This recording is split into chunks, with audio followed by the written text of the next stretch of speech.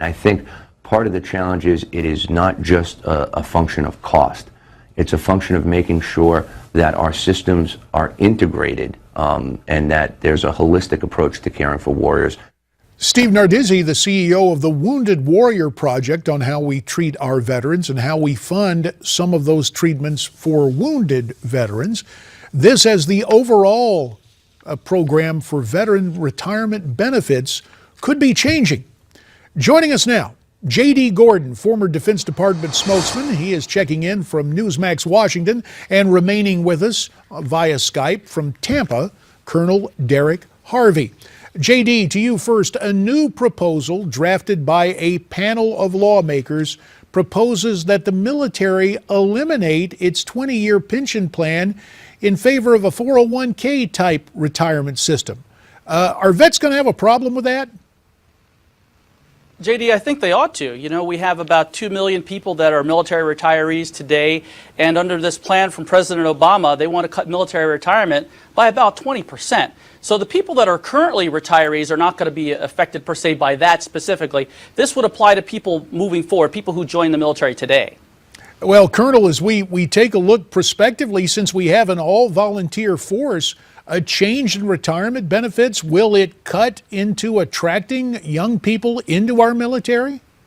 It will clearly cut into attracting people into the military, but it will, most importantly, undermine our ability to keep the best officers and NCOs in the force as they hit those mid-career points and make decisions about the sacrifices of military service versus the benefits. And they will have to come down on a decision of getting out, and we'll lose the better officers, the better NCOs, is what I'm worried about. J.D. Gordon, you have written an op-ed piece in which you argue that the terrorists detained at Gitmo are actually treated better than many of our vets. Would you elaborate on that? Yeah, it's ironic. You know, there are 122 terrorists at Guantanamo, and they've got about 100 doctors and nurses. So could you imagine having your own private doctor or nurse? Yet that is the priority of President Obama. Meanwhile, the ratio for our veterans to healthcare providers is about 35-1. So I think that says a lot about President Obama's priorities. They're wrong. And to be fair, it's not only the president. Congress had to get involved, more money for the VA, and yet there's still for patients in the VA healthcare system, there's still a wait on average of something like 40 days. I mention that as a prelude, JD, to this question. You and I know what happens on Capitol Hill.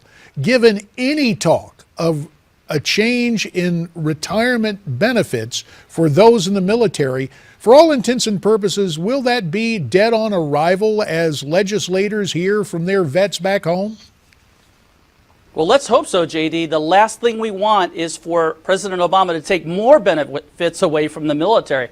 I think the Colonel is absolutely right. This is going to make it harder for recruiting and retention. So I hope that since Republicans control the Senate and the House, I hope they're going to push back because President Obama wants to pass that during his last term. Colonel Harvey, you are no stranger to military policy and to intelligence. You've been working on that overseas. I'm interested to get kind of your intelligence among former officers and those who you may know at the Pentagon right now.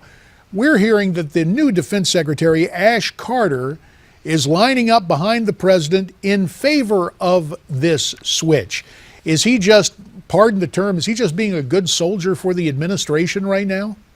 I think it's not only that, but there's a focus amongst the civilian leadership of concentrating on getting new weapons and new programs.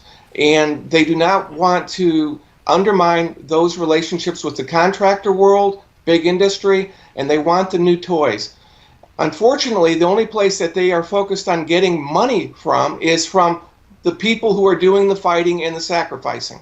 And Colonel, isn't the first rule of command to take care of your troops, to make sure they're well equipped and well fed and ready to go? It seems this would fly in the face of it, this notion of more weaponry rather than caring for the people we have who could be boots on the ground.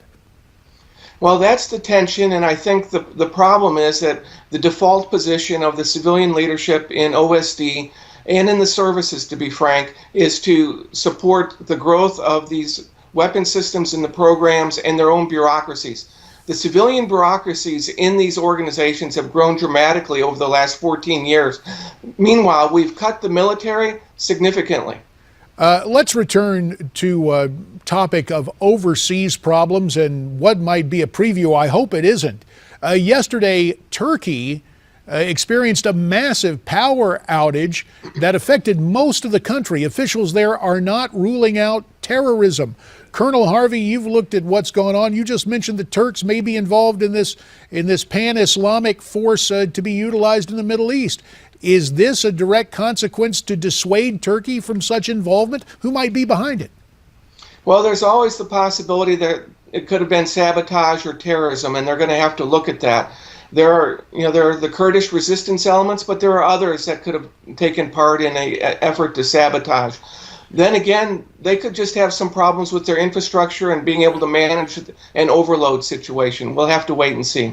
And with about 1:30 remaining, J.D. Gordon, we see this. We think about the threat of electromagnetic pulse over our own electric grid. But also, during your days in the Pentagon, weren't we under constant cyber attack? Is it very possible that Turkey experienced a cyber attack? About a minute left, sir. Hi, JD. Yeah, it is possible that this was a cyber event. We don't know right now, but our grid is very vulnerable. We were attacked by the Chinese and by the North Koreans and by the Russians as far as cyber attacks go. And those regimes keep up those attacks today. The Iranians do as well. So we have to be very smart about guarding against cyber attacks, but also promoting our own type of cyber warfare. Cyber warfare is one of the best ways to take down the Iranian nuclear program. Colonel, with about 40 seconds left, your take on that? Well, I think one of the things we are not appreciating, and I think the other JD is right, the Iranians have a very sophisticated and aggressive cyber program, and they are very active at going after U.S. sites, European sites, and others.